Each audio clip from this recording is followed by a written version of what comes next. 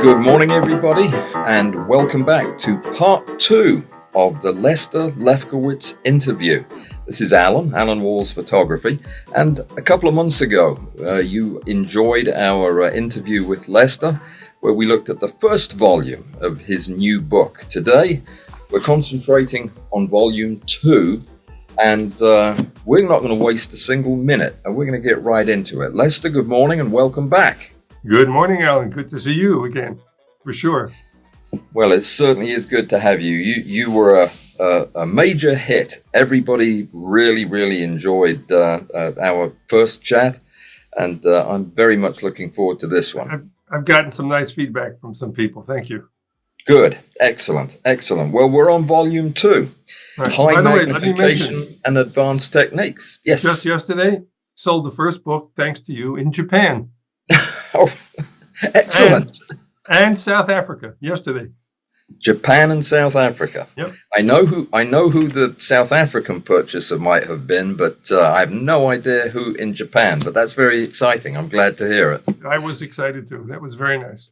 Well, I have a feeling there's going to be quite a call for more of these before this day is out. We're good. Okay, my friend. I'm going to let you take over and guide the discussion this time. You've got a lot to cover, so I'm gonna sit back and irritate you with questions. Okay, that would be good. In case you folks don't want to spend a whole hour listening to Alan and I just jabber on, you can go to my website. It's macrophotographer.net, and you can learn a little bit about me, see a few more of my photographs, and hopefully take a look at the possibility of getting some books, which are available both in the U.S. and for people overseas. Today, we're going to talk about Volume 2, as Alan mentioned, and the subtitle is High Magnification and Advanced Techniques. And let me mention that these advanced techniques are applicable really to all levels, not just high magnification. So even if you're working at 1/2x or 1x or 2x, I think you'll find the information in here very useful. It is true that most of us like to photograph bugs and flowers. They're just no end of fascination, but there are other possibilities, especially maybe in the fall and winter when you can't get outside. Here's an example. I left this potato out on the kitchen counter for a few months. It was not intentional. And look at the cool things that starts to grow. Good grief. Yeah, it's fascinating. And different types of potatoes grow different bits of foliage. If you look inside my electric razor, it's chopped off. You can see how it chops off my beard hair. Most of it is translucent, kind of white. There's one little piece there that has some melanin in it. So I have what's called a salt and pepper beard, but I'm not as handsome as Alan, and I just shave all mine off. Yeah. Speaking of cutting things off, so this is my lawn. You can see how the lawnmower lops off each blade of grass, but in the morning dew with some spider webs, it just makes really a pretty picture. Alan has been lately, you've been discussing seeds, right? Have you not, Alan? And you seem to be having more luck with seeds than I have lately, but very nice. I didn't know about that. I did, actually about a year ago. You can see that the huge range, that number one, that's only like a millimeter in diameter. Mm. And is that a poppy seed? Yes, very good. That is a poppy seed. And in fact, here is the key here. It shows the different seeds. So number one, in fact, is a poppy seed. Number 3 is a red raspberry seed. And you can see number 3 is maybe, 2 or 3 millimeters at most. And number 9, which is interesting, that's a lettuce seed. And I think that's about 3 or 4 millimeters long. A lot of seeds are kind of boring, so it took a while to find ones that are visually interesting. Speaking of seeds, I went to the post office last June. There's a big tree out front, and I noticed on the ground were these little beautiful spiky seeds, and that's on my fingertip. And those are, just a few millimeters in diameter, and I did a focus stack on the light box. And it's not the kind of thing you'd want to find in your bed, I guess. No. Most people don't photograph their breakfast, but if you happen to have an everything bagel and you go in nice and close, there's a poppy seed, a sesame seed, and a little piece of fried onion all in one shot. Gee, that kind of changes the way you think about bagels, doesn't it? Yeah, for sure. I don't know if too many of you are concerned to know what a woman's silk stocking looks like, or nylon stocking, I guess. But if you want to photograph it at about 10x, actually, that's what it looks like. Oh, my goodness. Yeah, really interesting how it's all interwoven like that. You wonder how they make it. Well, that explains the stretchiness of it, doesn't it? Yes. Yep. Mm-hmm. Yeah, it's really fun to see. How did you shoot that? Transilluminated? It's just on the light box. Light box. Okay. That's all. That's all. Just straight on the light box. I stretched it a little bit, and that's it. There's no other illumination because you can see the fibers are really translucent to begin with, so that worked out well. And of course, something you've been working on a lot now is photographing crystals. Mm-hmm. And I know you've built a very sophisticated rig to make it easy. Mine was not easy. And I just used 2 polarizing filters, not the quarter wave plate that your system uses. And this is just vitamin C, also known as ascorbic acid. And I have a diagram later on to show you how that was done. But Alan is clearly the expert on the rig for doing this. Another thing you can do in the fall, is leaves. Again, no end of fascination, both moderate close up and very close up. If you remember the shot of dew on my lawn, here's a high end, looking down shot. You need a perfectly windless day to do this. Is that is the black dot in the center of each of those drops your lens? Oh, you know what, Alan? I'm looking at it now. You may be right. I think you are right. Yep. I never thought of that. You have a good, sharp eye. That's a lovely picture. Yeah, it's fun. The geometry is really fascinating. But again, it must be perfectly windless to do this because it's a focus stack. And if it moves a little bit, you do not have a picture. Another oddball thing, I'm sure most people don't save their rusty old bolts. But if you go again about 5x or more in between the threads, it's a whole new world of just rust. That looks nasty. Yeah. You can see why it would have trouble, putting a bolt on it. With not, a very nice student of mine gifted me an amaryllis bulb. And these bloom in the winter around Christmas time.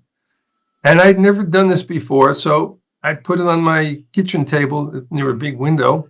And every few days, I just photographed it. And I watched it grow. And I must say, it was just fascinating to see what nature does. And you can just watch it grow and blossom. Wow. And all I needed, was a tripod and patience. This series was done over a period of maybe 2 weeks or so. But it's just beautiful. Lovely colors. This is probably the, full-blown glory. And then you can also get in much closer. It starts to deteriorate a little bit, but I think it's still lovely. And I don't stop. I just keep photographing. That's when it's pretty far gone. And then this is the last shot of the series. It's kind of sad, but I just like the graphic nature of it. It's just very, very elegant in its death throes. And here's the sophisticated lighting system I used. You can see it's winter, nice soft light. Now, it wasn't snowy every day, but as long as it's cloudy, all you need is a tripod and patience. What's that white stuff all over the ground outside? I don't know. We have a problem here in New York. I don't know what happens. Sometimes maybe it's soot or something like that. Yeah, they apparently have that stuff here in Illinois too. It's going to be a new experience for you, huh? It is. It is. But you can say, so it's just the white wall is the background, or sometimes I put black actually behind it for most of the pictures. I put a black card behind it. But it's really easy to do. It's just a matter of coming back every few days with the camera on the tripod. So where would you put the when you were shooting to a black background? Where would your backdrop be in relation to the window? It's parallel to the wall, to the white wall. Parallel to the white wall. Okay. Yeah, So in the back. you'd be And side sometimes lighting. sometimes I would rotate the pot that it's in, to get the angle. Sure. And then I just had a Very cool. tripod, set up, and as they say, it was like shooting fish in the barrel. But to watch it, to me, the fascinating thing was watching it grow. Mm-hmm. That's what I loved. I've never done something like this, and I've said many times before that to me, I like the final picture, but what I really enjoy is the experience I have while I'm photographing. Sure. That to me, that's really the better part of photography. It may be a strange thing to say, but that's what I enjoy. Preaching to the choir here. There's a big chapter on stability and positioning because that's very important, especially as magnification increases. And here's a little something I put together that people might find useful. We're constantly close to the ground.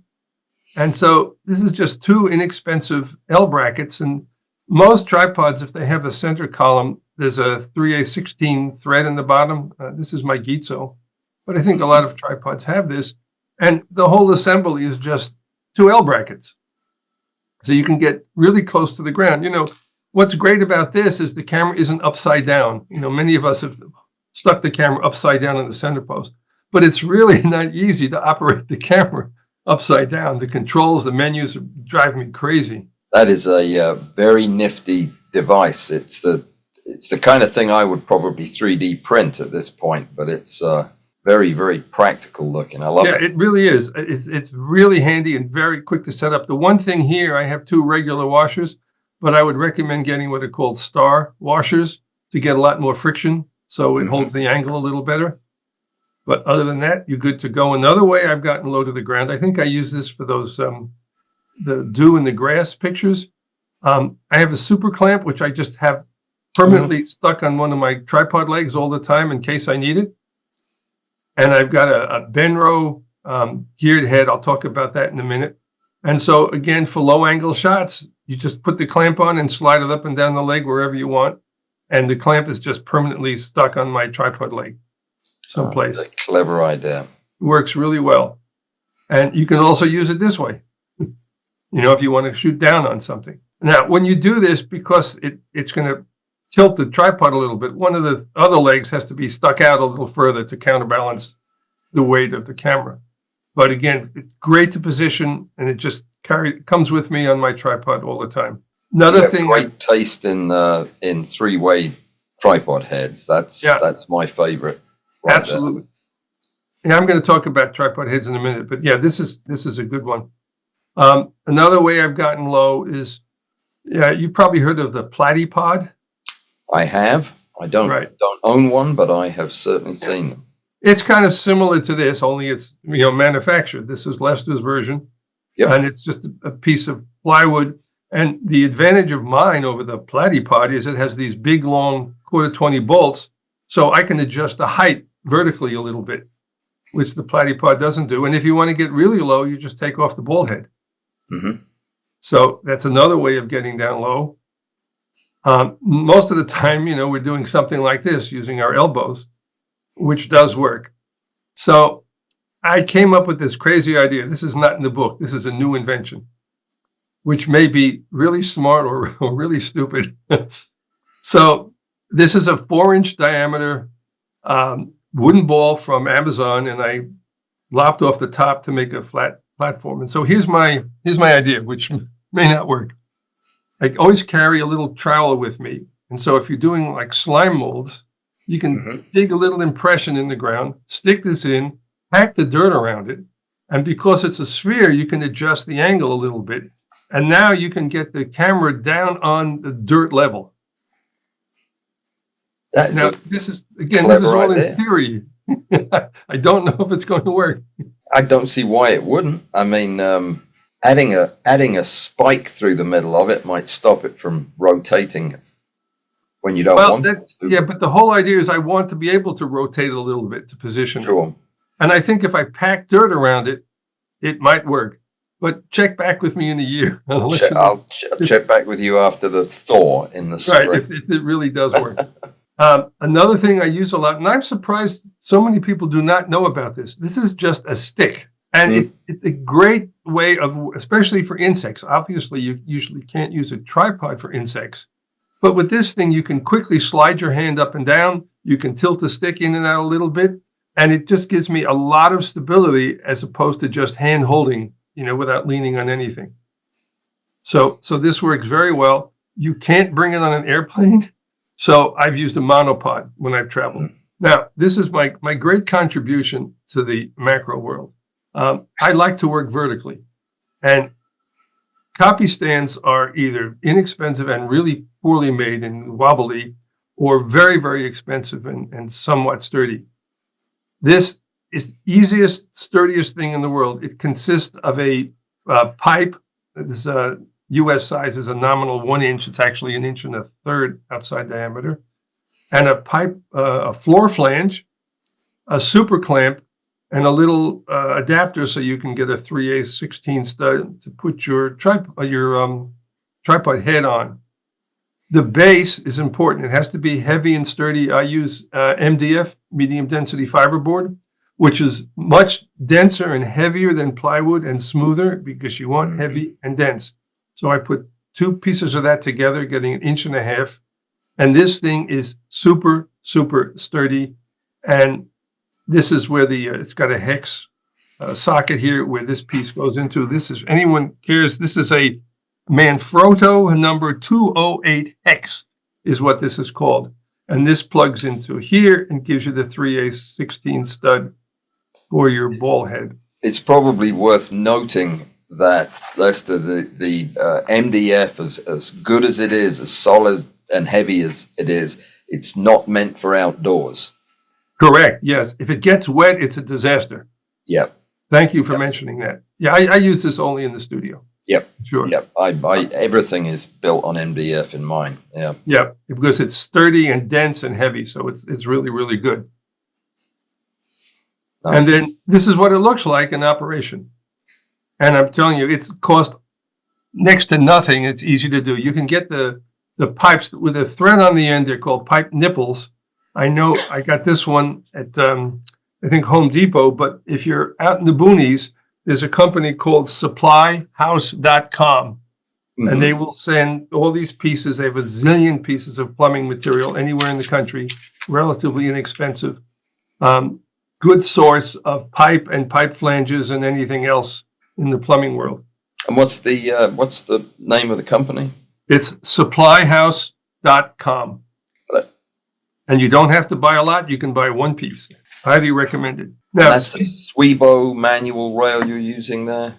Yes. Yep. I love this because it has the drum that's calibrated. Mm-hmm. And it's a fairly fine pitch. And for my manual work, which I do a lot of, I find this excellent. I really do. Very clever, compact. Using the 3-way head is a brilliant idea there. Allows you to fine-tune the angles. Yeah, because not all subjects are flat, so you can get this, parallel to your subject. Yep. This is a system I use all the time. In fact, speaking of those, so this is what it looks like. I do own some expensive ball heads, but once you use a geared head for close-up and macro, you will never go back to a conventional ball head. There's no lock. You just turn a knob and you can position it exactly where you want.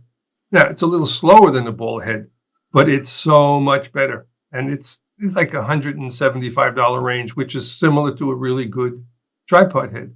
Mm-hmm. But for close-up and macro work, it's absolutely the way to go. You will never go back to a conventional head again. No. There are other companies that make these. Alan and I both happen to have this one, and we think it's fine. There may be others that are just as good. Now, if you need even a more sophisticated copy stand setup, this is another one I've used. Now, this has a nice sliding carriage, the vertical carriage that goes up and down. This is a typical setup I would use in the studio. There's a very fine focusing slide, and this is my X, Y, and Z system. This is made with these aluminum track T-channels. And I know some of you buying some of this stuff on Amazon, but the best place to go is a company called 8020, it's 80/20 numbers, 80/20.com. You could build a space shuttle in your basement with the parts that this company has. It just goes on and on and on. And it would cost about the same as a space shuttle, I found. Well, I've been using Open Builds as a counterpoint to that. Open Builds has a wonderful selection too, but they're a good bit more affordable. Really? Well, I can't speak for that. I've used this. US made. Yeah, you can buy the track by the inch, and the tracks come in all different cross sections, including metric as well as imperial measurements, thousands of different connectors and brackets and sliders. I can't speak more highly of them. It is good stuff. Very high quality. Right. And so this, I just made some, components here put together to show you the kind of things you can do. This is with a stack shot, of course, a motorized slide. Here's another version.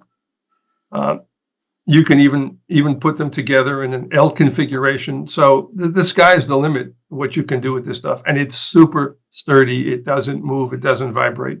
And again, these are sitting on a base of 1.5 inch MDF. Now, speaking of precision and stability, a lot of us have these manual focusing slides, but the trick is you want to be able to move at precise amounts and consistently.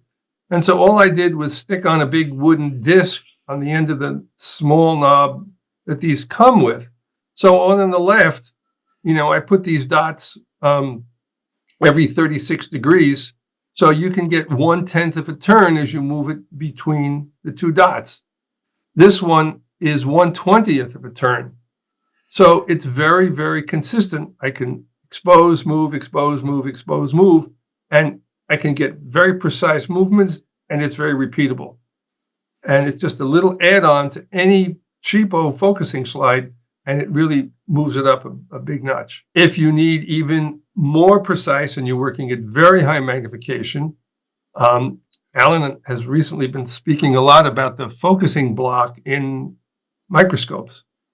And of course, these are made to work. Sometimes people use 1000x objectives.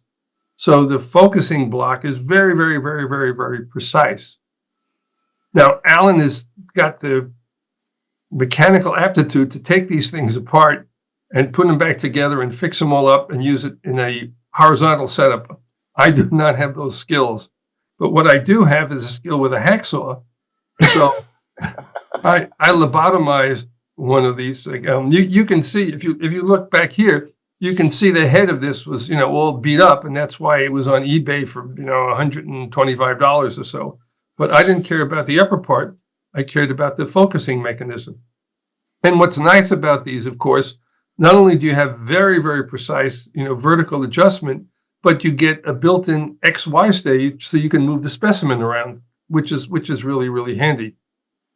Now, if you don't have the nerve or the authority to lobotomize a good microscope, here's something I came up with. You can just add a little extension, and you can put this under a vertical copy stand, and you can put your specimen over here, and then still retain the full microscope. Clever. So here's something. So here's the lobotomized microscope that I did, and this is 20x. This is a blue morpho butterfly. Here's my 20x objective there, and that's the results. Now, believe it or not, unlike Alan, who's motorized his, because he's a lazy son of a gun, I did these by hand. I made a note here. It's 281 manual steps, right? Yep, I believe it. Not only that, I went in between, the little tick marks, and to get 1 micron, I had to go in between the tick marks on the fine focusing. And I'm just very, very patient and persistent. And I mean, look, the results are fantastic. So that's, if you want to do high magnification, that's one way certainly that you can do it. Yeah. At high magnification, we know for sure that vibration is a serious problem. So here is the ultimate in vibration isolation.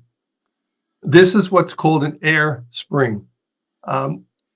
People who work in commercial optics labs, and when I was in graduate school, we made holograms on these very, very expensive, huge granite tables that had these giant air springs, and the system cost thousands of dollars. This is the poor man's version that works really, really well. The air spring is nothing more than the little inner tubes on go-karts and wheelbarrows. And you want the tubes to be squishy. You don't want to fill them up sturdy. Here it's a little too squishy. So you need air and then you need mass. So sitting on top of this is a concrete stone that cost me $20 at Home Depot. You can see it says 83 pounds. That's about 35 kilograms. On top of that is my MDF platform. And altogether, this is about 100 pounds, about 40 kilograms on top of the tubes. And in the book, it talks about a test I did where I made long exposures and I intentionally tapped my foot on the ground, and it does not move. It's the best thing in the world, I'm telling you. If you need vibration isolation, this is the best way to do it. Well, you have several of your fans on the channel who have built the next generation of this device based on your plans from the book. Good.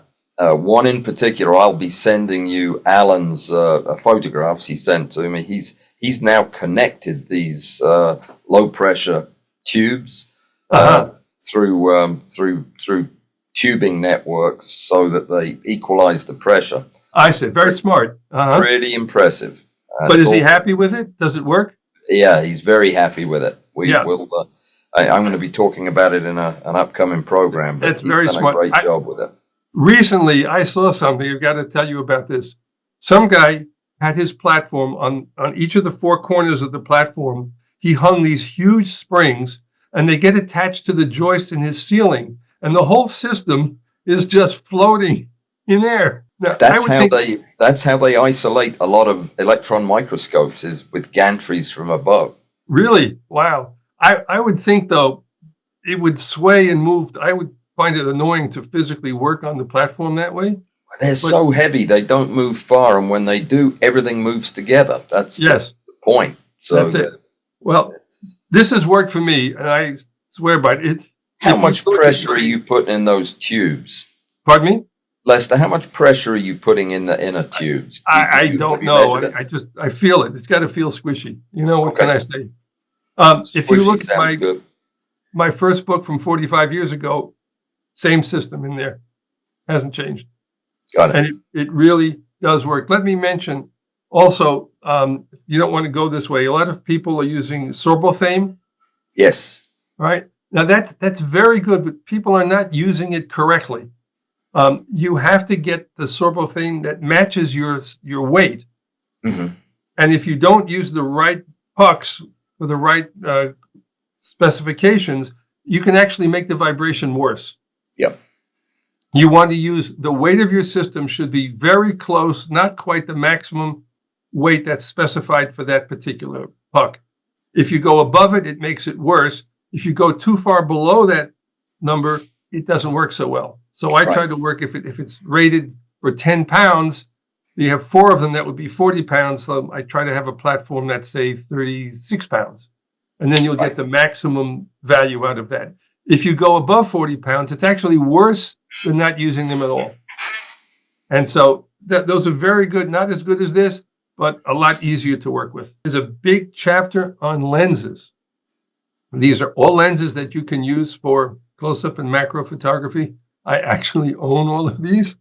Microscope lenses, enlarger lenses reversed, conventional prime lenses reversed, 2x, close-up, catadioptric, shift tilt. I mean, it's just, I have no room to sleep, but I have a lot of lenses. That looks awfully like my collection of lenses there. I mean, that's wonderful to see that we're using exactly the same optics, with the exception of that perspective control lens in the back. That's a beauty. You're going to talk a bit more about tilt shift later, right? Yeah. In the old days, Alan, before digital photography, when you wanted to control the perspective with film, especially for product shots, that's what you had to use. Yep. A lot of people are getting around that now with focus stacking. Sure. So it's not as necessary. But in the book, you can get adapters, inexpensive adapters that turn any lens into a tilt lens. Indeed. So that's available. Yep, I use one. And so there, I think, a lot of helpful diagrams on how to put these pieces together. Reversed normal focal length lenses are very, very helpful and useful. What I think a lot of people don't know is if you take a regular prime lens, especially in the wide angle range, you turn it around and you can get 2, 3, 4x just by turning it around and sticking it on the camera. A 20 millimeter, for example, I think will get you around 3x just by turning it around. A 28 millimeter gets you around 2x. If you stick a typical set of 60 millimeter extension tubes, now with the 20 millimeter, you're up to 6x, and with the 28 millimeter, you're up to 4.5x. Mm-hmm. Now, what you have to know is, first of all, obviously you need a prime lens that has a aperture control, and a lot of prime lenses, they don't. And number two, you do not want to use a prime lens made for mirrorless cameras. And the reason is on the new mirrorless cameras, the flange focal distance is very short, which means that the working distance with one of those lenses reversed will also be very short. So you're better off with an older lens from a digital SLR or a film SLR. Turn that around. That will give you the most working distance. Do not use a mirrorless lens. You'll be banging into your subject. Good point. And this works very well. It's an easy way to just flip the lens around. You're talking about a few dollars in rings. And of course, the beauty of this is the lens brand doesn't have to match the camera brand because you're just mounting onto the filter threads. There's one thing that I'm sure you'll be covering shortly, but for my viewers who have used lenses without aperture rings, some of the bellows give you a way to control the aperture with an old shutter release cable. Yes, yeah. I'm sure you'll talk about that, but yeah, there are ways around even the aperture issue with modern lenses. Well, I happen to own, from my film days, I happen to own a lot of prime lenses with aperture rings, so it works out very well. Me too. Yep. Now, again, some more diagrams that help people put stuff together. You can use extension tubes. And again, this shows a reversed enlarger lens on top, and the bottom is also a reversed enlarger lens. While the bellows are very convenient in terms of adjusting the magnification, I'm a real fan of extension tubes because these really cheap ones, and they are really, really cheap manual tubes, they screw together and they're very, very sturdy. Mm-hmm. And I use these a lot, and we'll talk about the fact that you have to flock them inside. But I like them, and they're a lot more compact than the bellows. And as I'll mention later on, it's not easy to get a decent set of bellows today. Now, if you need a lot of working distance, this is the kind of rig that you can set up. If you put that's a 150 millimeter enlarging lens reversed on the end of that. So that would give you 3 times the working distance of using a conventional 50 millimeter enlarging lens. And some people, for scientific or medical reasons, they may need a long working distance. And you could use a rig like this. The problem is it doesn't come with a neck strap, it's not made to work in the field. Yeah. Now, a variation of this, and I have used this, believe it or not, is the same thing. This is a piece of PVC pipe. And what's great about this, it's very light and very stiff. And absolutely positively, you must flock the inside. But this does work. If you need a lot of extension, is an inexpensive way to go. Something to think about. Do not use this around a military base. Somebody may shoot you. At the total opposite end of the scale, this is the 15 millimeter Laowa 1X macro lens. And it's fun, but it's really hard to use. It is. You're right on top of the subject. In fact, I unscrewed the filter on the front, which is 3 millimeters, because the subject was always banging into the front of the filter, and I needed that extra few millimeters. Yep. But it's a fun toy, I guess. And this is one picture I was able to make. Here's another idea. This is an 8 millimeter rectilinear fisheye lens. That's what it's called. And this 8mm fits on my Fuji APS-C. And again, it's not easy to find a subject that you can use this with. Half the time you get your tripod legs, your toes, the nearby telephone poles in the picture. But and also this one is not this one, the Laowa, is made for 1x. This is not. It only focuses at conventional distance. But I found if you close down to f/22 and you're fairly close, you get enough depth of field, and it's adequately sharp. And here's the same scene with a more conventional lens. So it's very different. Not the kind of thing you use day to day, but something to be aware of.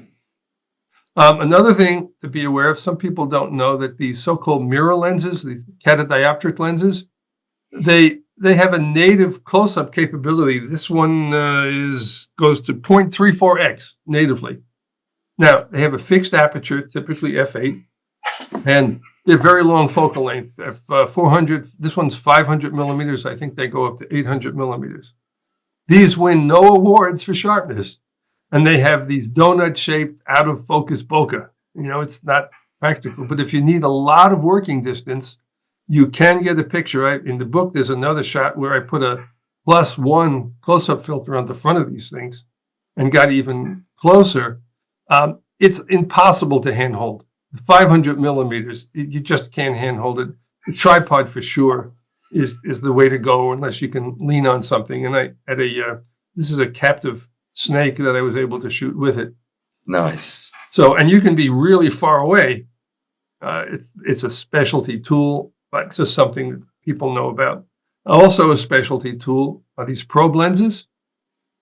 This one is Laowa, and I think Astrahori also makes one now. This goes to 2x. It is 24 millimeter. So it's kind of wide angle field of view. It has an LED light on the end, and the whole front skinny section you can put underwater. Mm-hmm. Beautiful lens. This is the only thing I don't own in the book. I rented this.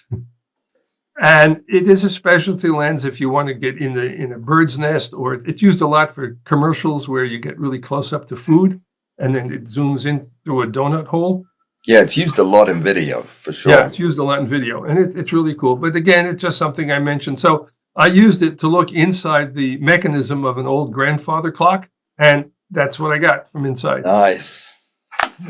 That is a very cool perspective. Yeah, a little different. So again, it's a specialty. It's not the kind of thing most people would have in their studio, but I rented it and I had a lot of fun. There's another picture in the book of the inside of a red pepper. Big discussion, of course, of microscope objectives for the advanced book. And as a diagram for people new to this, that defines the difference between a finite and an infinite objective. But that would be helpful. And what's also helpful is if you want to put together the standard assembly using a Raynox as a relay lens and an infinity objective, this shows all the pieces that you might need to put it together. Again, lots of stability. Notice the camera body is bolted to the same platform. Those are two heavy-duty zip ties holding the thing together. And because all the tubes are screwed together, there's no play at all in this system. So it's very, very stable, and there's a big, long Arca Swiss plate on the bottom. And I've used this a lot.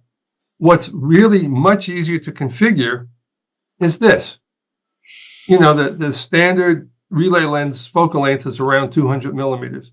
This is an old Nikon 200 millimeter f4 prime lens. All you need is one adapter ring and your infinity objective, and you're good to go. And I have used this a lot, and it's fine. Is it any better or worse than the other system? I haven't done a test. But it's the easiest thing to configure and set up. Alan, didn't you mention that you've used your 200 micro Nikkor this way? I use my 200 micro Nikkor f4 in exactly this same way, and I found it to be the sharpest and completely without vignetting. It's the best relay lens I own. There you go. And look at this setup compared to this. Mm-hmm. It is quick and easy. It's very important that your adapter at the end absolutely minimize the space between the front element and the objective. But once you do that, you're set. And I flock the back of that too. Yep, right? Absolutely. So do I. Yeah.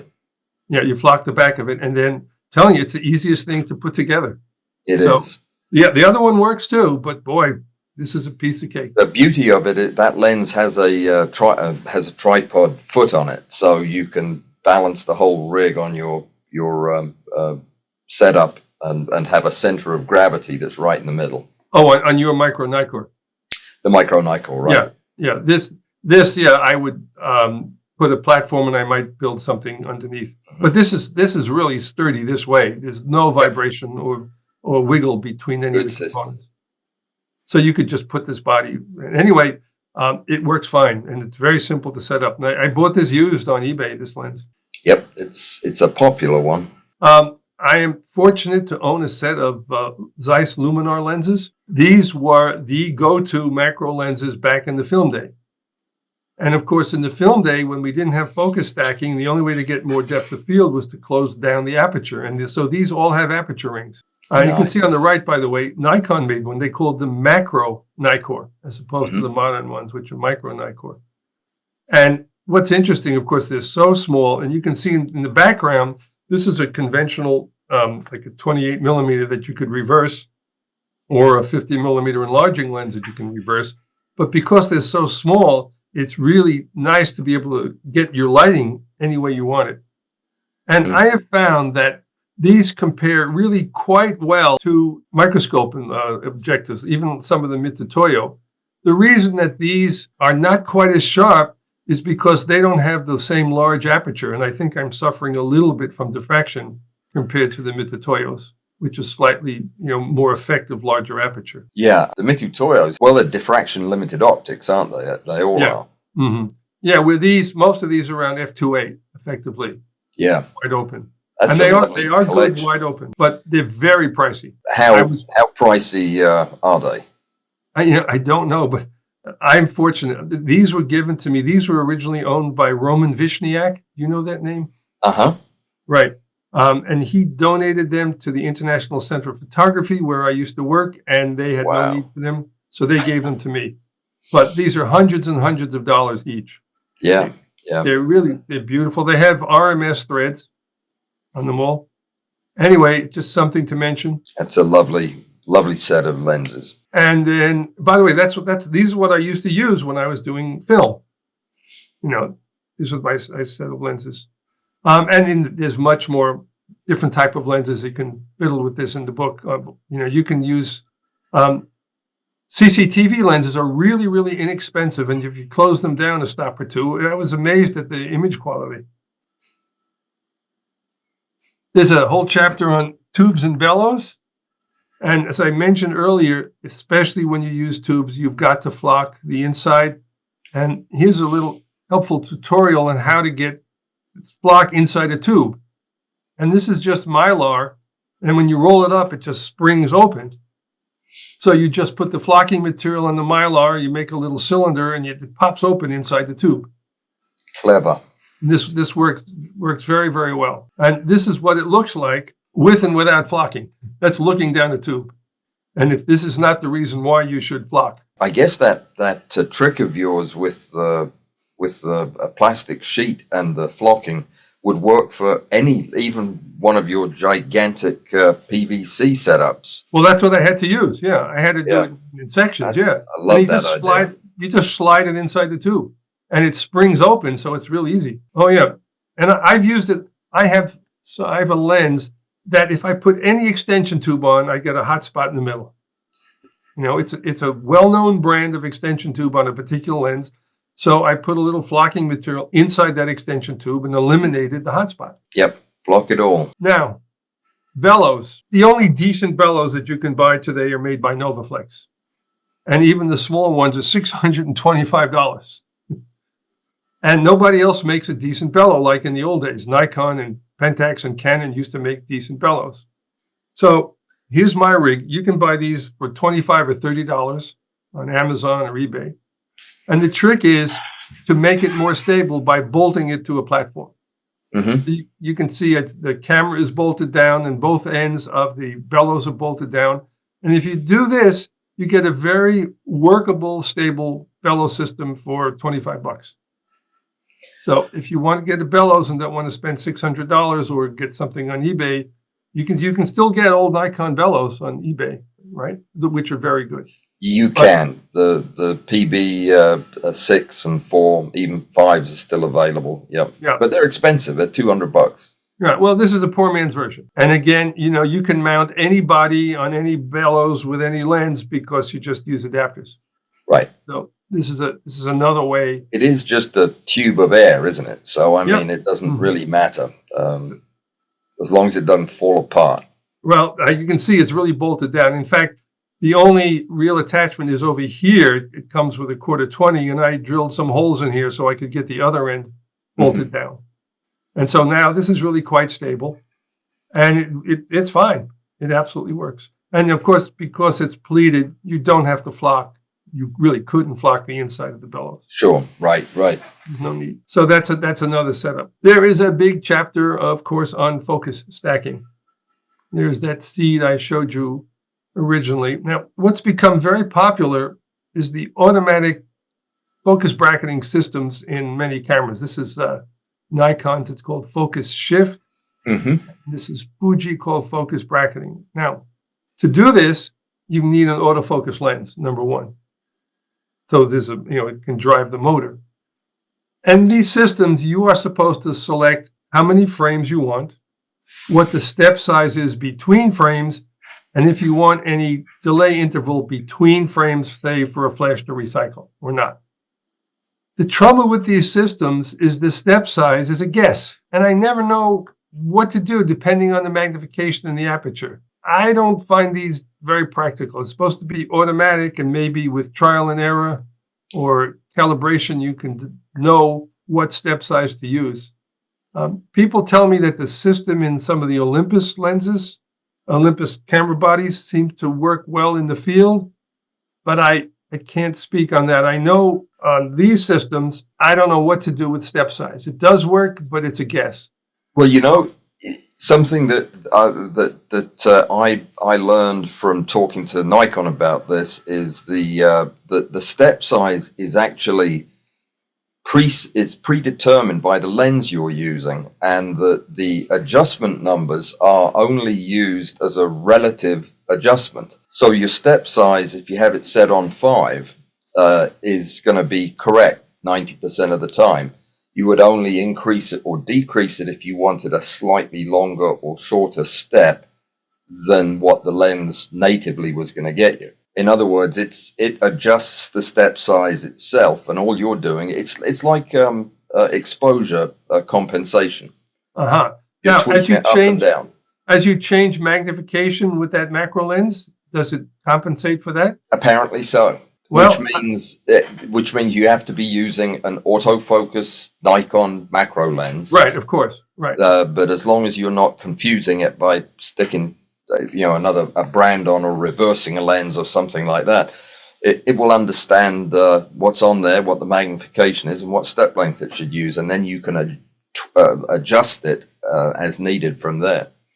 Well, I Which just means learned a lot. it should be automatically set when you turn it on. So you're saying nominally 5 is put you in the ballpark.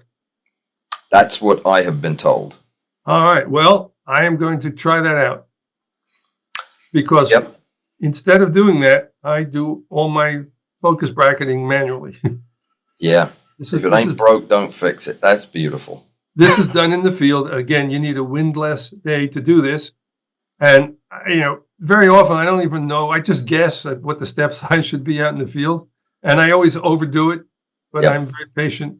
And I mean, look at the detail from the foreground to the background. It's just glorious. And I just use that little Swibo focusing rail and just move it, and whatever I think is appropriate. And what kind of F number are you shooting at to get this? Generally, I use around 5.6 typically. Okay. It depends on the magnification. If it's not very high, I'll go to f8 even. Okay. Right. Now, the one thing I can recommend, this is Cam Ranger, I don't know if you've heard of them. Mm-hmm. Yep. This is wireless. So you can tether it wirelessly, not only to a laptop, but out in the field, you could tether it to your smartphone. And what's great is you have live view. So you can see you set the near point, you can set the far point, you can set the step size, the delay between shots. It's extremely versatile and it really works well. Of all the systems, I think this is the easiest to use because you can see live where your beginning and end points are and then watch it progress. And it's wireless. So for certain applications, some people may find this very helpful. Have you ever used the focusing product that Helicon makes? No, it's called, I know what you mean. And yeah, they had a special adapter ring or extension tube, right? That it just basically turns the thing into an autofocus lens that can stack with. And I think back in the day, people found that useful, but today with the built-in systems now in most cameras and the brand's autofocus, you don't really need that. Yep. I think. But this is a really handy gizmo, especially for field work or in the studio. Some people find this very handy. And it's totally wireless over a big distance. That is handy. Now, the technique I use in the field when I'm not on a tripod is the gliding in system where you put the camera in burst mode and it goes bang, bang, bang, bang, bang, and you just move in. And it takes a little practice. And I always tell people, if the subject hasn't flown away, is to do it a few times. Mm-hmm. Because invariably, one sequence will be better than the other. And another little tidbit is between sequence, put your hand in front of the lens and make a blank shot so you know where one sequence starts and the other one ends. Absolutely. Well, you'll have a lot of frames that are very confusing.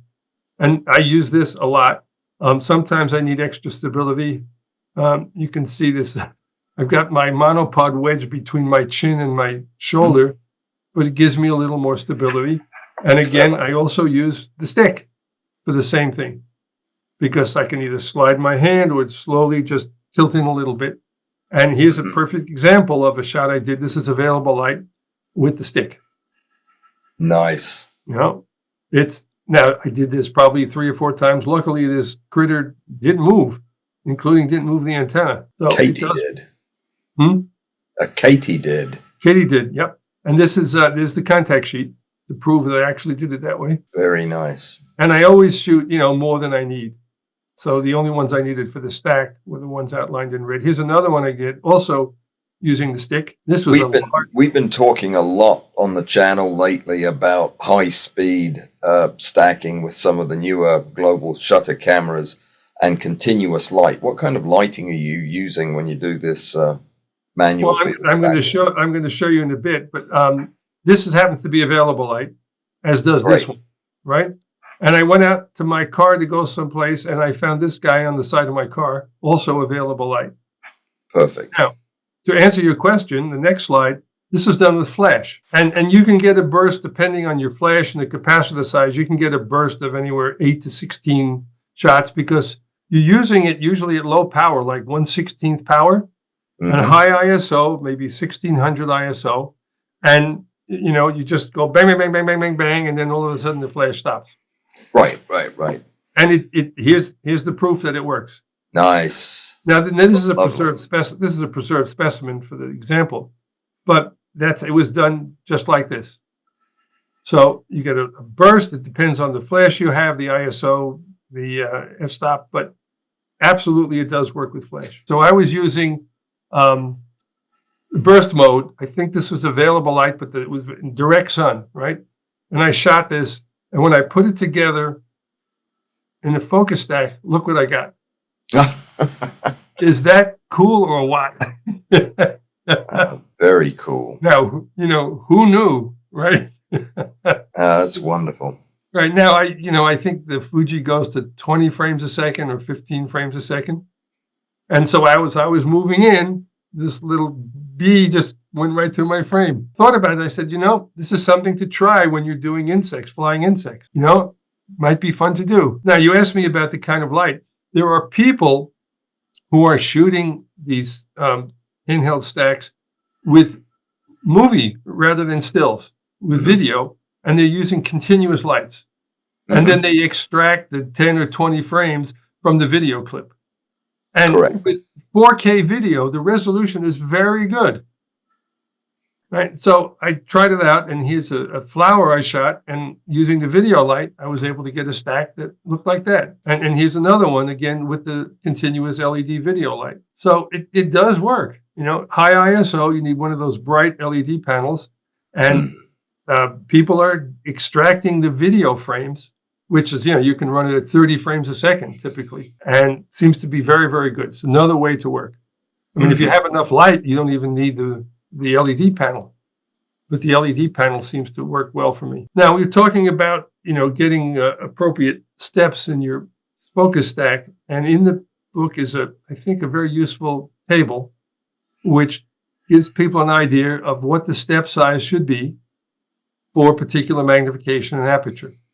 And the shaded area is where you might start to get visible diffraction softening until eventually it gets really, really bad, which is the red. Now, let me say that if you look at the tables on 5 different websites or 5 different books, you're going to see slight differences in what the recommended step size is. And that's because the assumptions made vary from author to author. The biggest one is what is called the circle of confusion, which is basically the smallest spot that the human eye could discern if you made an 8x10 print and you looked at it at a certain standard distance. And that was based on old film many, many years ago. And I've been a little more conservative. I've used a spot size of, I think, 0.02 millimeters. And it's because people are making big blow-ups or they're cropping a lot. And so my numbers may be a little more conservative than some other charts. And on the facing page, by the way, is a explanation of how I arrived at that and what I did. But for example, if you're working at 5x, and if theoretically at f4 you'd get no visible diffraction, but really if you shot at f8, which you get twice the depth of field, which means you need half as many steps. And really, I think for most people, that little bit of diffraction softening would probably be unnoticed and very easy to fix in post-production sharpening. So when you use this chart, you know, this is not cast in stone. You know, you will not go to jail if you move into the pink a little bit. You know? So it's something to think about. At 20x, you know, a lot of people don't have f1.4 apertures or even f2, depending on the optics you're using. And so what the heck, you know, shoot here, it will be fine. So I think this is a handy chart that people can find useful. Another thing when you do focus stacking, of course, is you're going to get some artifacts. These black streaks are due to dust on your sensor, and the dust spot keeps moving as you move in or out of the subject to slightly change magnification. So you're going to get those little trails. And not as common is you will get these white streaks, and these are due to hot pixels. So if you're doing a stack, as I've had, where each exposure is multiple seconds and you're doing a stack of 100 or more, the sensor gets overheated and some of the pixels don't shut off, and so you can get these white trails as opposed to the black trails from dust. Another hazard out in the field of focus stacking, if you go to Croatia, you must go to Plitvice Lakes. It's a national park. They have the most amazing series of waterfalls. You're allowed to use a tripod. It is spectacular. You must go and see it. So I got out of my car in the parking lot, and what do I see but a bunch of mushrooms? And of course, the heck with the waterfalls. I'm going to photograph the mushrooms. Exactly. No, I did the waterfalls also. We actually went back 3 days in a row to photograph it. It was so amazing. So I photographed this. I did a focus stack, and I come back. I put the stack together, and look what happened. I get these black blotches all over the place. What do you think that is, Alan? You've been photobombed. Yeah, that's right. That's right.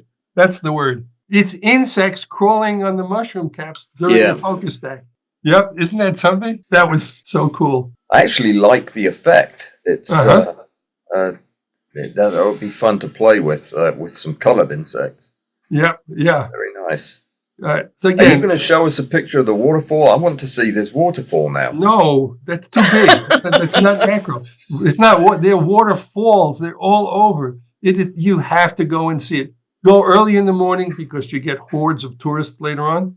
But Okay. it's an amazing place. It's called Plitvice Lakes. I don't know if that's the right pronunciation, but that's how you'd spell And it. it's in Croatia? Croatia. You have to go to this place. It is, like I said, we went 3 days in a row. We couldn't stop photographing. Love it.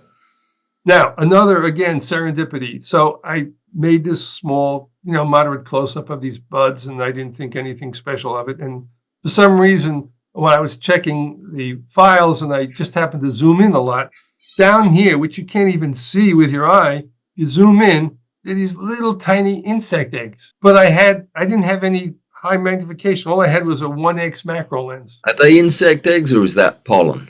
Oh, that's a good question. And that's a crop with a 1-to-1 macro lens? No, this is the crop. I'll show you. This is the crop of this. So then I ran back out with my 1-to-1, which is all I had with me, and I cropped the hell out of it and over sharpened it, and that's what I got. No, it's nice. That beautiful shot of the granules, whatever. Yeah, but it looks over sharpened. Mm-hmm. Because I didn't have anything with me to do it, better magnification. If I had shot this at 3 or 4x, it would be far superior. Another thing I mentioned in the book is something called stack and stitch. So if you photograph this guy in segments, so you photograph this section and you do a stack and you put the stack together and then you do another segment. You can see the pin here and another segment, another segment, another segment. So you have 6 pieces, and in Lightroom or Photoshop, in 2 seconds, you stitch it together as a panorama, and then you wind up with a file that's 12,000 pixels wide or more. And of course, when you have a file that big, the resolution is, of course, spectacular. Mm-hmm. Right now, what's happening, of course, is now there are cameras that have 45 megapixels, 60 megapixels, and maybe this is not as important as it was in the old days when you had smaller sensors. Assuming the lens can resolve that 60 megapixel sensor. If you want to see the ultimate version of this, look at the work by Levon Biss. Do you know his work, the British guy?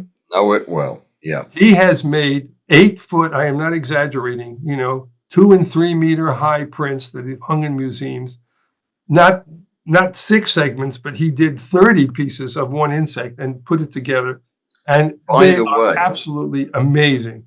He uses the micro Nikkor 200 millimeter f4 as his relay lens. Though he uses a different Nikon objective, but yep. Right. You have to look at it. It's Levon Biss, B-I-S-S. Yeah. Take a look at his work. Talk about his work quite a bit. Yeah, he's amazing. Absolutely amazing. There's a big chapter on lighting, probably maybe the most useful for a lot of people, both high and low magnification. And I start out by talking about light that's free, which is window light, which I used a lot, as you saw earlier on. And I dragged this log in from the forest across the street. And you can photograph it at 0.7x, and you can go in closer. This is 1.3x and 5x. And the fancy illumination was just a cloudy day outside. Mm-hmm. Now, most people, including me, don't recommend direct sun, but I don't like rules. And so here is direct sun coming in on my desk with a feather. Now, by the way, you have to work quickly because the sun is moving all the time. And yet, look at this nice, handsome picture just from sunlight, nothing else. And you can go in closer and get the individual part, all again done with the sun. No charge. No electricity. And you can see the rig here. There's my Swibo focusing rail and the Benro head. Nice. And the picture was taken at 20 to 4 in the afternoon. Here's another situation. I was at a biological research station in Costa Rica, and they let me photograph some of their preserved specimens, but I didn't have any light with me. So this was taken with fluorescent lights in the room. That's it. And I made a tent out of some paper from my notebook. And I used the notebook as a background. And very clever. And there's the results. That's an orchid bee. Yes, it's an orchid bee. Yep. One of my favorite insects. It's just hand cranked, I don't know, 100, 150 steps. Just, just sitting on the stool. And luckily there's no wind inside. And again, what I'm trying to show here is look what you can do with just the light in the room. Yep. Brilliant. It's very simple. That's all I had with me. Very nicely done. Yeah, and it's worth noting that because of the way you're using the backdrop, you'll never see any of the lines or anything. Oh yeah. On the paper. Yeah. It's completely out of focus. Yep. Yep. What's interesting is this is a piece of styrofoam which I didn't have with me, and down the hall was a BBC crew who were there photographing at this biological research station, and they loaned me a piece of styrofoam. Probably charged you interest on it if it was. No, they were really very, very nice guys. We had a lot of fun. Yep. So there's the orchid bee. Love it. So 177 steps. Now I'm a fan, as Alan and I have discussed. I know Alan is a fan of flash. I happen to be a fan of continuous lights.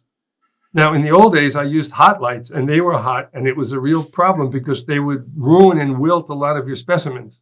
Sure. So today, with LEDs, you don't have that problem, and there's so many different LED lights out there, big panels, little spotlights, on and on and on. And of course, there are other ways. It's fiber optics, ring lights, and flash, which is appropriate in some cases. But for indoor work, I really like to work with continuous lights. And I've also learned, and someone told me this a long time ago, when you start out with lighting, start out with one light and see what you can do. So here's an example where up here you can see this is like this little tiny LED light that's maybe 3 inches, 5 centimeters in diameter, and it makes a very, very harsh light. Mm-hmm. But you bring in a big piece, this is just white translucent plexiglass, and that little light becomes a giant light, and it's far better. And you put in a 50-cent piece of cardboard, and look what you can do with one light. And I'm a firm believer in working this way, if you can, is just start with one light and use reflectors or diffusers. It's amazing what you can do with just one light. I do other things with multiple lights, granted, but this is something to think about, and it's a good lesson to learn. It's the best way to learn light is using as simple a system as you possibly can. This is very clever. We use all sorts of different shaped diffusers, and my favorite source of diffusers is the supermarket. You do take the wonton soup out of the thing, don't you? Oh yeah, but see, the good thing is when you buy wonton soup to use it, it becomes a tax deduction. Okay. Because it's a piece of photographic equipment, Alan. Right? It sure is. Okay. And so when you get done eating and cleaning this out, these are your diffusers. Oh, clever. Right? And I have a box full of these things. And you can cut them out with scissors. And then they have different diffuse, like the wonton soup is a little less diffused than the water jug is in the middle, and some of these are more opaque. But they're all translucent. And so here's an example of I've got an insect in there. And you can see I'm just using 2 LED reflector floods just to light up the cylinder because the light scatters around inside. And there's a piece of black cloth on the inside back side of that. And that's how I made this picture.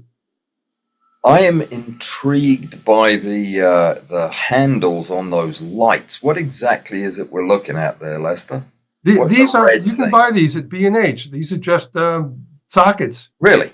Yeah, and they have a swivel. Yeah. Oh, yeah. I've done dozens of these. You can buy these. I think even on if you want, I'll send you the link on Amazon. Okay. I'll look them up. Now, what is the tripod head you're using in that setup? That's different from your. From my commercial days, I have a big. It's called a studio stand that weighs a few hundred pounds. Yeah. And this has a huge Manfrotto. This head probably weighs 20 pounds by itself. Got it. Right. It's not the kind of thing I would recommend. You could use the other head. What was it? The Benro head. Benro would be. Yeah, that looked like one of those commercial stands. Very nice though. Right. Well, I used to put my 8x10 view camera on here. You don't need that for macro work, but I just happen to have it. And this is and here's the resulting picture from the total soft surround light. with those two reflector floods. This guy had a little accident. He lost part of his antenna here. Now, there's been a lot of spotting and retouching on here, but the basic illumination was just this big diffused surface. Clever. Now, classic, you probably know this, was the ping pong ball. Mm-hmm. Right, so the slit is for the pin. Now, what's interesting, I have a note here. Let's see, ping pong balls, the standard ping pong ball is 40 millimeters, but you can buy 64 millimeter diameter ping pong balls. It's not standard, but they're available. And what I've used before is a wiffle ball. Wiffle balls come in 70 or 80 or 90 millimeter diameter. I have no idea what a wiffle ball is, but ever since you mentioned it, I've seen the big ping pong balls. Right. A wiffle ball is like a bigger version. It's made out of the same material. It's for kids to play with a baseball bat and not hurt anybody. Except with the baseball bat. Well, the baseball bat is usually plastic also. Oh, okay. Now, half of the wiffle ball has slots in it, so you can only use a hemisphere of it. But if you need a nice circular spherical diffuser, that's something to look on. They're really cheap. You can get them on Amazon. They come in 70 and 90 millimeter size. Got it. Which is supposed to mimic the size of an American baseball and an American softball. Nice. And here's how I used it. This is, I think, from the wiffle ball size. And you can see the Nikon microscope objective in there. Mm-hmm. And again, it's just one light. That's it. And here's the resulting picture. Very nice. Now, for the guy who talks about using one light, I also did something like this. You know what these are, these lights? You've probably seen them. Janslows. Yeah, Janslow. These are IKEA lights. Yep. We all have these. Cheapest, best flexible bendy arm lights you could buy. Yep. Back in the day. They're great. I have like 4 or 5 of these. Now, there are similar ones now on Amazon. There's so many LED flexible bendy lights, which you can get bigger, smaller. Mm-hmm. But sometimes I don't want uniform light. I want some edge lighting, something more dramatic. Mm-hmm. So with these 3 lights, we made this picture. Yeah. Love those lights. Totally different rendition. Now, they're not very bright, and you need, the exposure might be 2 seconds per step, but what the heck? So, again, inexpensive, another way to do lighting. Tents are very big, and so I've made some of my tents. These are cheapo picture frames from Walmart, and the diffusion material, make note of this, is white baking parchment. Mm-hmm. The best diffusion material in the world. Now, it's flexible. It's not like Mylar, but it's really makes very uniform light. Make sure you get the white parchment, not the brown. And when you get done, you can use it to bake cookies. You can. We actually have been using flexible Mylar film, the kind used for making blueprints. Uh-huh. It's matte on both sides, and it's indestructible but very flexible. It's like paper, but you can't tear it. Uh-huh. And lovely even diffusion. Good. See, that there are many things like that. People used to recommend shower curtain material, but I found it actually makes hot spots. It's not good at all. It makes bad hot spots. Yeah, and it melts. And it melts. And then you can't take a shower. No. Again, this is just all from cheap picture frames that I've painted white. I have them in all different sizes. And so in this case, this is, jewelry almost always needs very, very soft light. Mm. But I also used it for this seashell, which is mostly mother of pearl. And again, you need very, very soft light. Very nice. Here's a similar setup in that same lab in Costa Rica. In this case, this is my outdoor flash rig, which I just make from styrofoam. And the fusion material is paper towel from the kitchen and a bunch of rubber bands. And again, I've used the notebook as, to reflect the light back. There's that piece of styrofoam. And the whole thing makes a great photograph. It really does. Piece of cake. It's so simple to do. So again, one light with a reflector. Very nice. Yep. What is this, Alan? It's a paper wasp. And here's this, the lighting rig I tend to use outside a lot. I am not a fan of those big hoods that look like a nun's habit. Yeah, we were talking about that the other day. Why not? Well, for 2 things. First of all, I find they get in the way, sometimes with foliage and branches and leaves, bang into things. And also, you can't take it off the camera. They tie into the camera body and the flash in the shoe. And the light is always the same. It's always uniform. Right. And it does a very good job. I don't want to knock it in terms of the quality of light. And lots of people use it and get excellent photographs. And I do own one, but I'm an old-fashioned guy, and this is the kind of rig I want because I can put the light where I want it in this case. I'm intrigued by the cage on your camera. That's a small rig cage? Yes, you can see it says small rig on there. Right, and this lets me attach the magic arm. And that bendy arm does not try to rotate at its attachment point with all that weight? I sometimes I add an extra nut in here so it doesn't move because of the torque. Got it. I've made there are pictures in the book of some other rigs that I've made. I think in volume 1, there's lots of pictures of different rigs to hold this kind of a setup. And this is 2X with the Lauer 2X lens with that rig. Nice. And a lot of people poo-pah ring flashes. Not me. But I find they're useful. And what's nice, a lot of the modern ones, you can turn on half, or change the ratio between the left and the right half, so you can get a little modeling. And I use it for this shot. You can see there's a mandible digging into the finger of my friend Lloyd. Yeah. But this is done with a ring flash, and I think it's very descriptive, and it looks fine. Hold still, Lloyd. He was. Lloyd's a naturalist. He's a great guy. He helped me find insects I never would have been able to find without him. That's not a bullet ant, is it? No, this is not a bullet ant. In the beginning of volume 2, there is a picture of a bullet ant. And we were told as soon as we got there, do not lean on any trees. If you get stung by a bullet ant, you will want to shoot yourself. It is the worst sting in the whole world. On the scale of 1 to 10, it's at 9,000. So I have a picture of a preserved specimen. This is some kind of an ant. Now, again, since I like to get the flash off the camera, this is the way I work. I am fortunate that I was born with extra arms to be a photographer. But again, everything is wireless today, so you don't have to worry about cables. Right. And here's an example I made. So there's the flash in the upper left corner, and you can see just by moving the flash around, look at the different illumination qualities that you get from the same flash. And of course, you can hold the flash with the camera in one hand because the flash freezes any motion. You don't have to worry about it. And here's the kind of thing I do. So I'm down on my belly photographing leafcutter ants. And of course, they all move along the path, so you don't have to worry too much about focus shift. And you can see the flash is in my left hand, and the camera is on one of those super clamps on the bottom of the tripod leg. And it's just, you just wait until they come by. And here's the results. Very nice. I love that technique of using the super clamp on the foot of the tripod. That's clever. And so what's nice is you can see, if I had one of those big hoods, I think it would be more difficult to position it properly. Anyway, this is what I do. It may not be better, but I'm stuck in my ways. I'm interested that you're not using a remote trigger for that.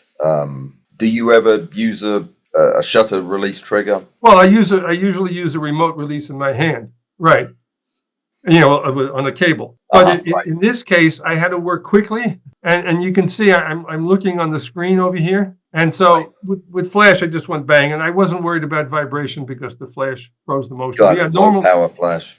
Yeah, normally I use a long cord, and so there's the result. And again, by taking the flash off the camera, you can get shots like this. You could never get a picture like this with one of those hoods because all the light just comes in from the front. It would be very blah. Now, I talk about something called side lighting or edge lighting, something you might want to try, where you just have a sheet of light glancing across the surface from a very low angle, and it really picks up texture. Easy to do. Again, there's my reflector flood, and you just put an opaque card here, so you just get a little piece of light, coming across the subject.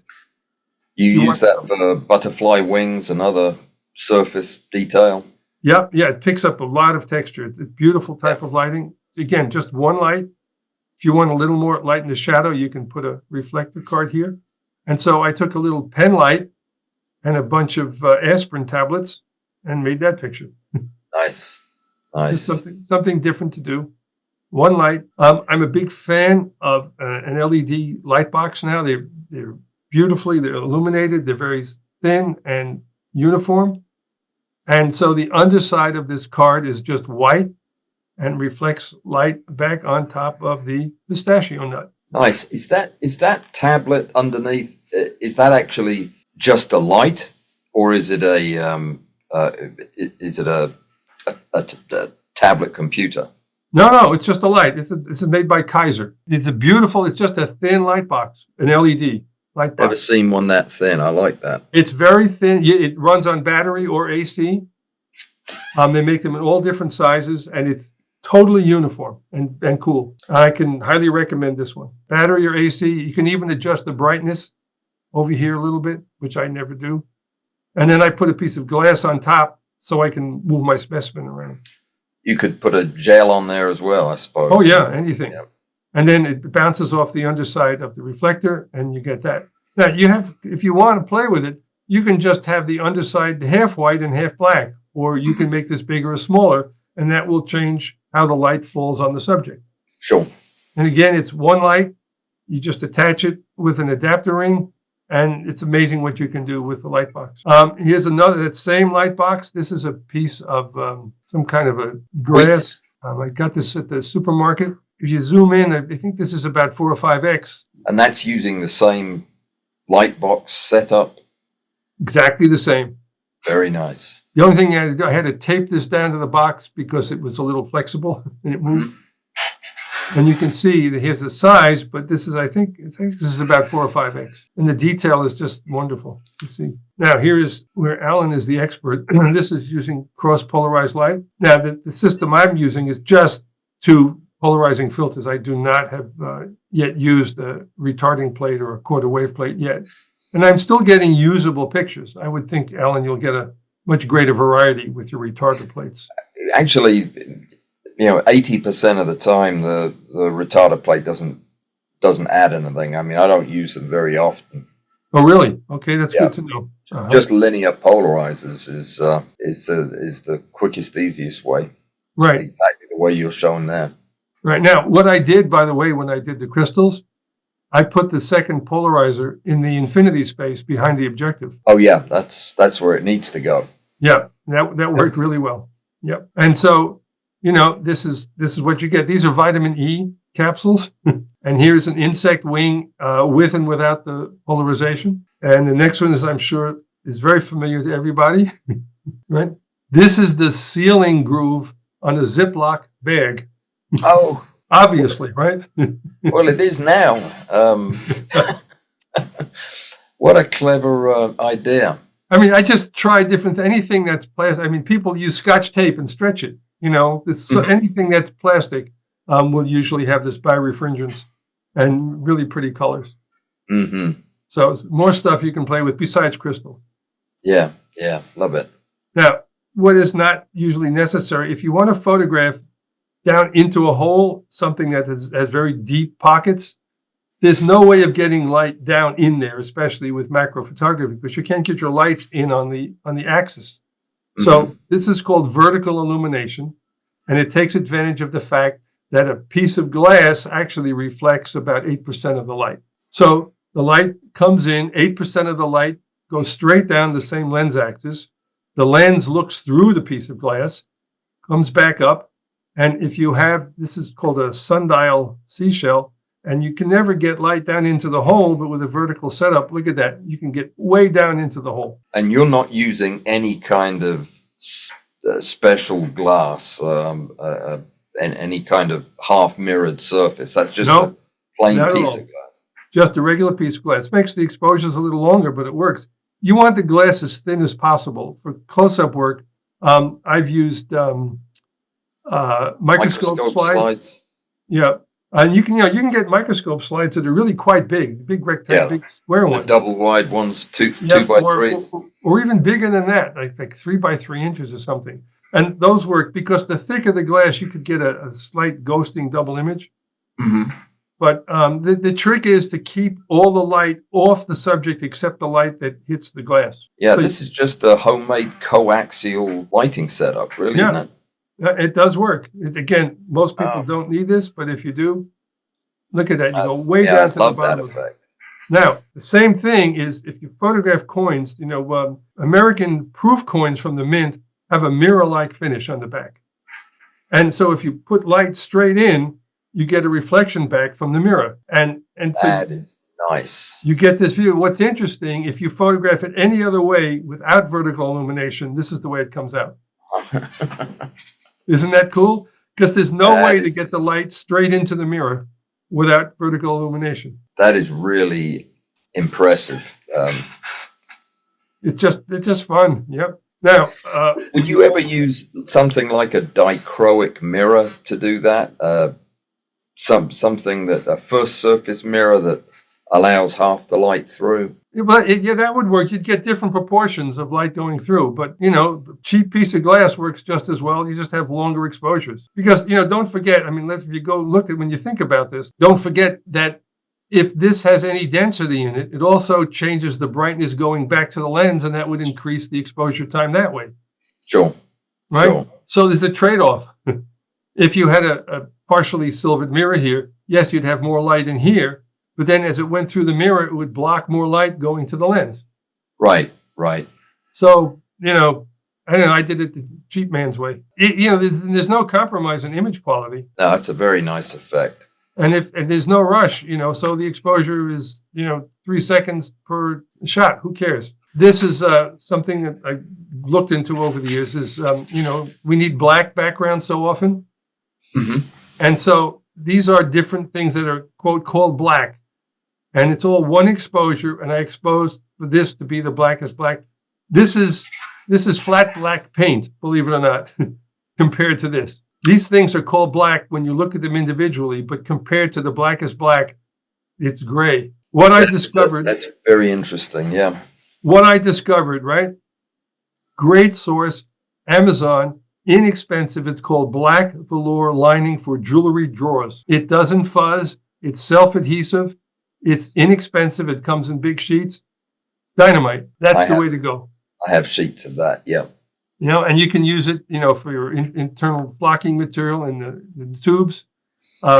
You can get this at craft stores. This is almost the same, and this is black felt, right? It's just, you think it's black until you compare it to this. Right. And I used to use tons in my commercial work. I used to use tons of Scotch number 235 photo tape. Every photo studio had this by the mile. Mm-hmm. But you can see when the light comes in at an angle, it's slightly reflective. Have you had an opportunity at all to experiment with any of the ultra black paints like Black 4? I reference it in the book. It's called Black 1.0, I think is the term. Yeah, I've got Black 4.0. 4.0, yeah, that's it. Yeah. When you can't use flocking material and you have to paint little things, it is very, very good. It's probably the blackest paint. If you go to Home Depot and buy flat black paint, it ain't nearly as good. No. Yeah, no. The Black 4.0 is great stuff. I agree. I'm glad you mentioned that. Yeah, there's a reference in the book to that. It is terribly expensive. Yeah, but you don't need a lot. No, you don't. If you need a lot, use this material, Yep. Do you airbrush it on, by the way, or do you use a brush? No, I don't have any airbrush equipment. I just paint it on. I usually put 2 layers on inside an extension tube or something like that. Right. That works fine. And the bottle lasts a long time. This is another type of illumination. This is called dark field illumination. The lens is looking at the subject, and in the background is black, but the light is coming up at an angle. Now, you definitely need really heavy lens hood here so you don't get any direct light into the lens. And I made this photograph. Oh, that's nice. I use flash.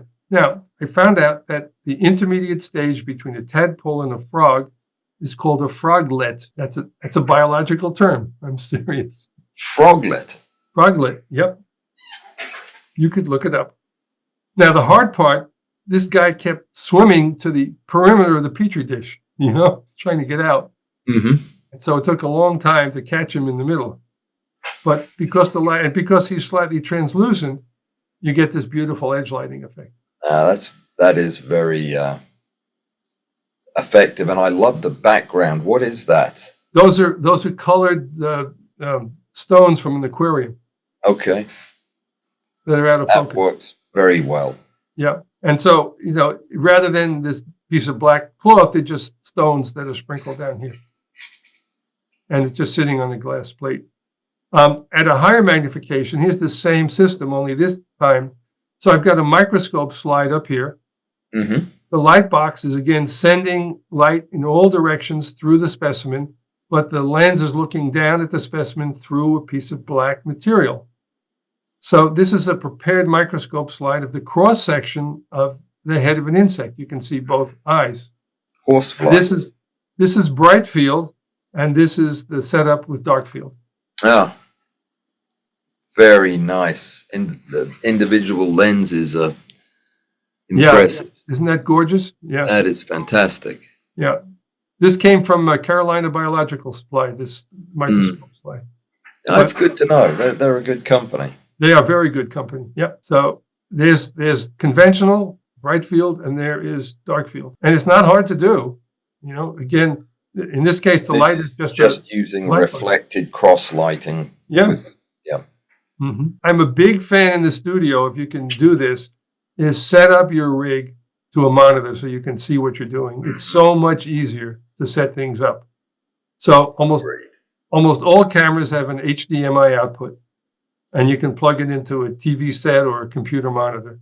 And it's so much easier to work. You're not bending over, squinting.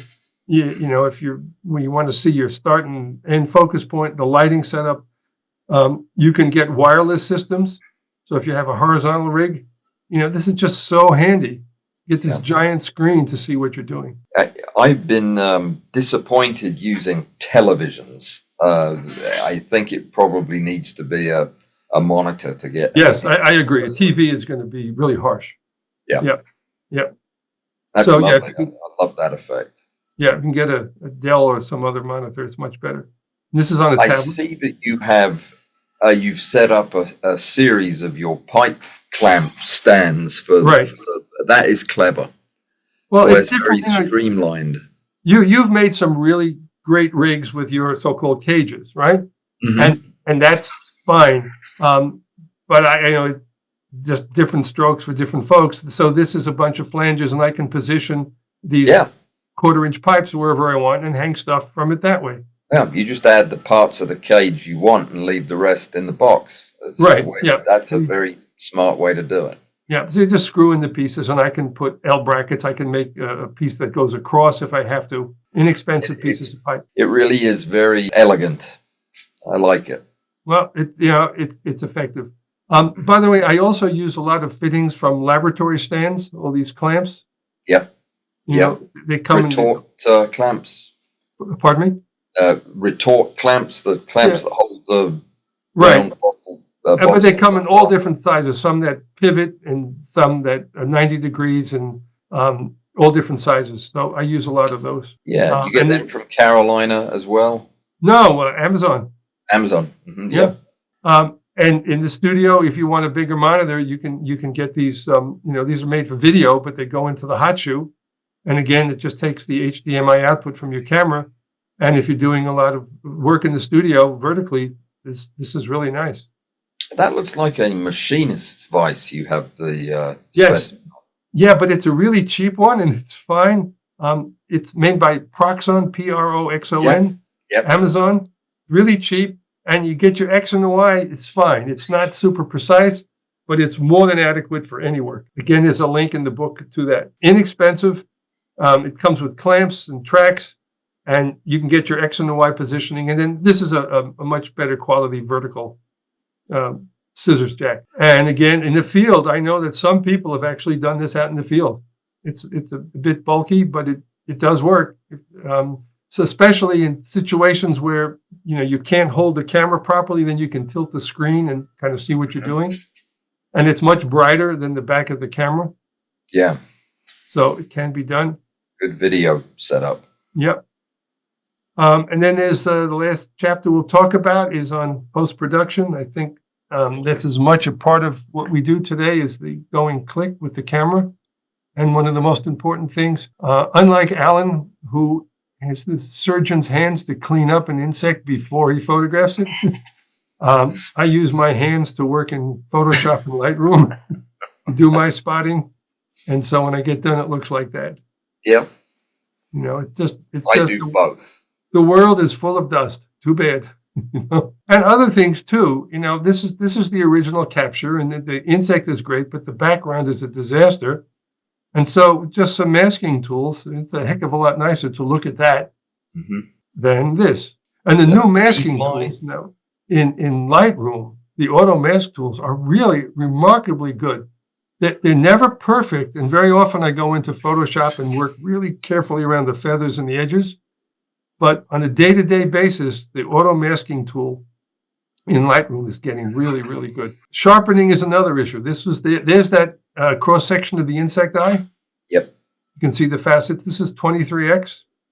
And, it looks fine, but if you zoom in on this area here, if you look at this corner and you zoom in, you can see it's a little soft, or actually a lot soft.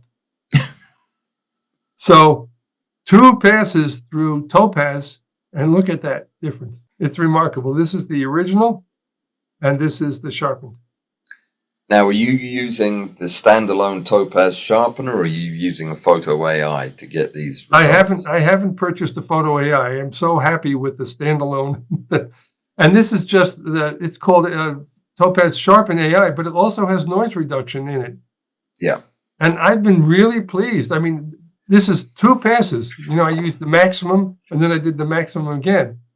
And I'm just blown away by the detail that this can pull out. Yeah, I think that at some point it starts making it up. Yes, that's true. The detail takes noise and turns it into detail. But I think you might like the photo AI. I mean, it gives you control over the sharpening and the denoise and resizing. It's a very cool tool. Well, one more thing to buy. But why not? When you think about the list. That's very impressive, though. And I don't think these are artifacts. I think these are real. This is real detail. So again, 2 passes. I'm not a fan of these special filters on Facebook and Instagram, but sometimes if you have something, particularly if it's very graphic.